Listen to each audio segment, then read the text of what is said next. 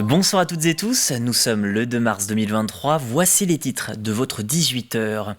À Saint-Jean-de-Mont, le Palais des Congrès Odyssée a accueilli cette semaine la compagnie Piment Langue d'Oiseau. Les comédiens se produisaient avec une pièce sur le harcèlement scolaire, une manière de mettre en lumière des pratiques à bannir de nos écoles.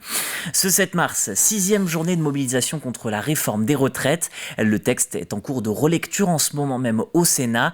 4 rendez-vous sont prévus en Vendée et une grève reconductible est déjà annoncée.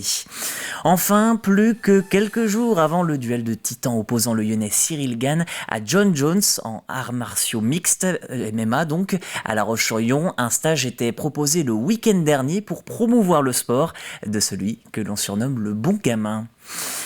Je vous le disais en titre, direction Saint-Jean-de-Mont. La compagnie Piment Langue d'Oiseau vient de se produire devant un parterre de collégiens avec la pièce Mouton Noir.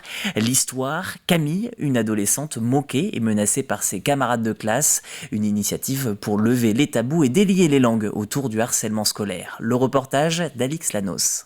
Petite fille à ce moment, t'as perdu ta langue. Mais réponds! Ça te branche pas de faire des trucs avec nous? T'as pas envie qu'on soit copines? Ce sera pire si tu réponds pas!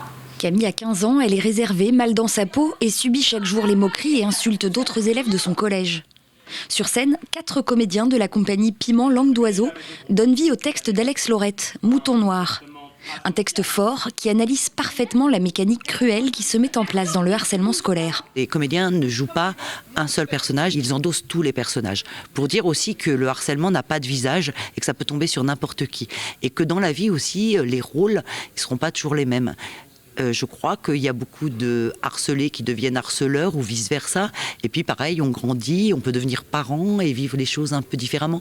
Donc c'est aussi pour montrer qu'on n'a pas un rôle défini toute notre vie, ces rôles ils évoluent. Se taper une tâche comme toi, voir ta gueule tous les matins, week-end des vacances compris. Nous ça va, on a des périodes de repos, mais elle...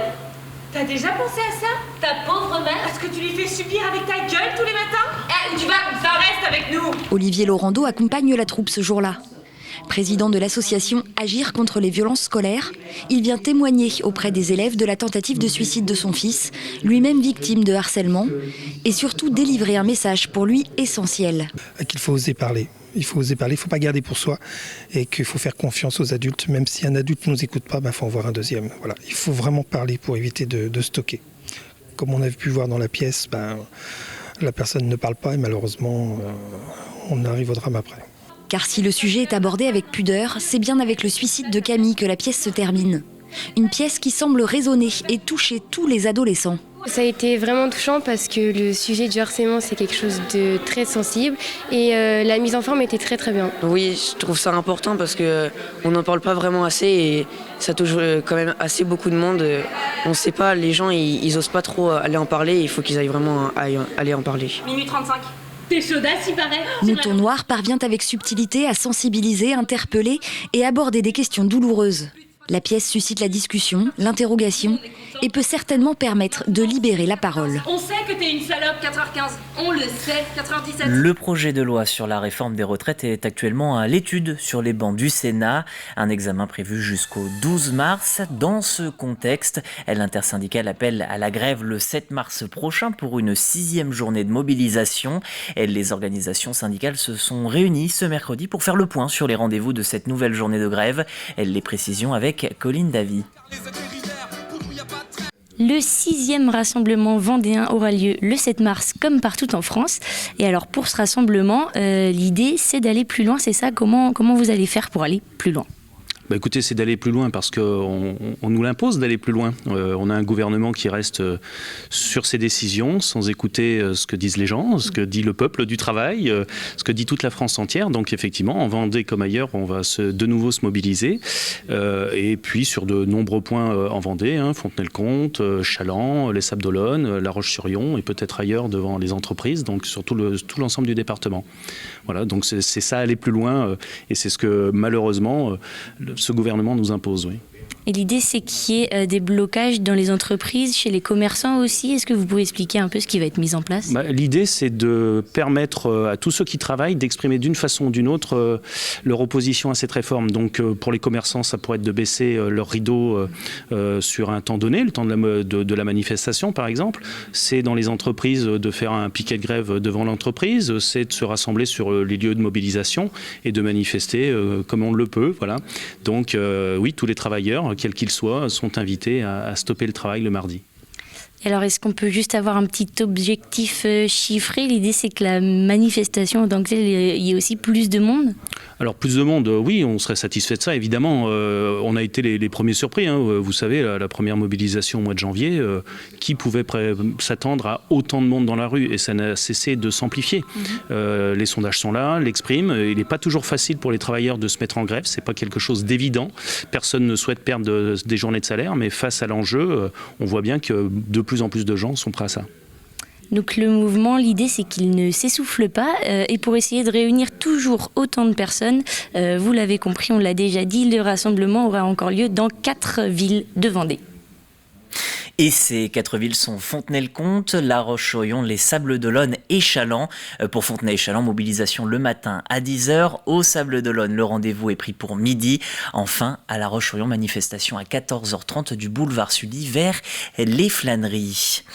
En bref, cette information pratique si vous habitez dans l'une des 13 communes de La Roche agglomération. La campagne de distribution des sacs jaunes vient de débuter ce matin. D'abord à La Roche-sur-Yon jusqu'au 25 mars, puis de la fin du mois jusqu'au 6 mai pour les autres communes. En sport, plus qu'1 an et demi avant la cérémonie d'ouverture des Jeux Olympiques prévue à Paris. Avant les festivités, des manifestations s'organisent. Le conseil départemental et le comité olympique vendéen viennent d'officialiser 2 rendez-vous. Le premier, les Jeux de Vendée des sports d'extérieur, à 485 jours du début de la compétition.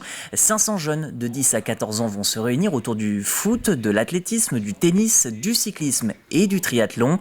À J-385, des sentiers pédestres et cyclistes seront créés le temps d'une journée. L'objectif, réaliser 2024 km de circuit grâce à cet événement baptisé le parcours Vendée, cœur de sport. Dans les communes qui sont volontaires, il y a à peu près 60 communes pour l'instant qui sont engagées et d'autres peuvent encore s'engager sur l'organisation de cette journée-là.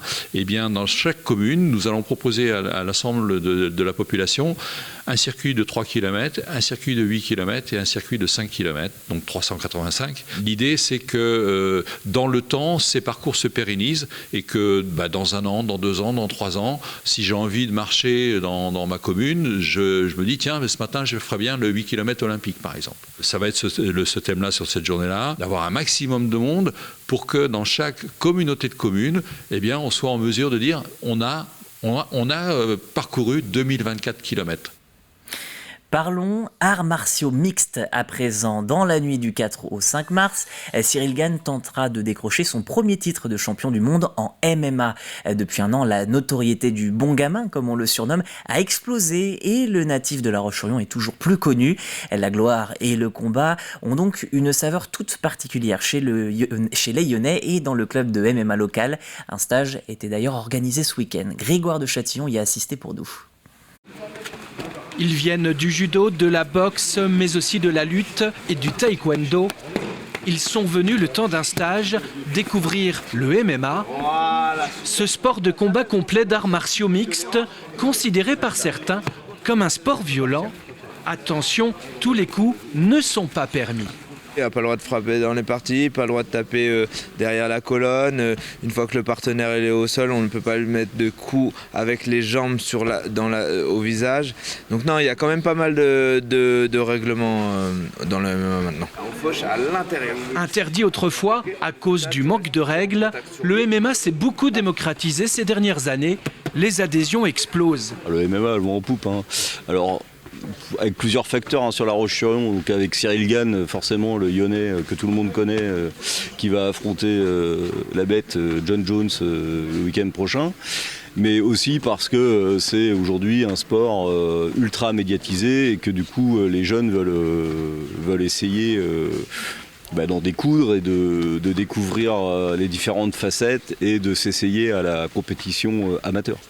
Ouvert aussi aux filles, ce stage technique de MMA ne rassemble, vous le voyez, que des garçons en soif d'apprendre.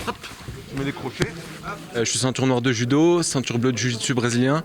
C'est un sport qui me plaît, ouais, c'est assez complet, c'est pas mal et voilà, c'est un sport dans lequel je peux m'épanouir complètement.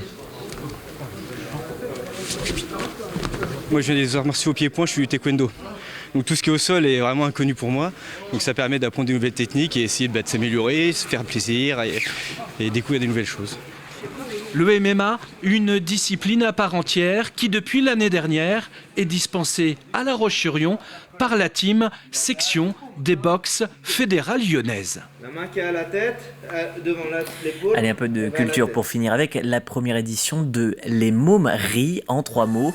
Un nouveau festival aux Herbiers prévu les 25 et 26 mars. Ce rendez-vous est accessible aux enfants dès l'âge de 6 mois. L'objectif, permettre une première découverte des spectacles, du cinéma, de la culture. Outre la culture d'ailleurs, un peu de gastronomie au programme puisqu'un atelier duo de famille est aussi prévu avec une chocolaterie. Par ce biais d'atelier, en fait, on veut prolonger l'expérience de la culture sur la gastronomie, donc en l'occurrence le chocolat. Et pendant une petite heure, on va justement découvrir ce monde un petit peu magique de la chocolaterie et mettre les enfants et les parents acteurs. Donc du coup, voilà, ils vont passer de l'autre côté, l'envers du décor, et donc être acteurs de ce petit moment-là pour la création de petits sujets en chocolat et de petites gourmandises. Terminons avec le temps. Le soleil revient demain pour toute la journée. Il devrait d'ailleurs vous accompagner tout le week-end, sans exception. Côté température, -2 demain matin à Montaigu-Vendée, -1 à La Roche-sur-Yon pour le plus chaud. Les îles avec 3 degrés. Dans l'après-midi, il fera de 7 à 10 degrés. Les minimales dans le nord-ouest du département pour le plus chaud. Ce sera du côté de Fontenay-le-Comte. C'est la fin de cette édition. Je vous souhaite une très bonne soirée sur TV Vendée.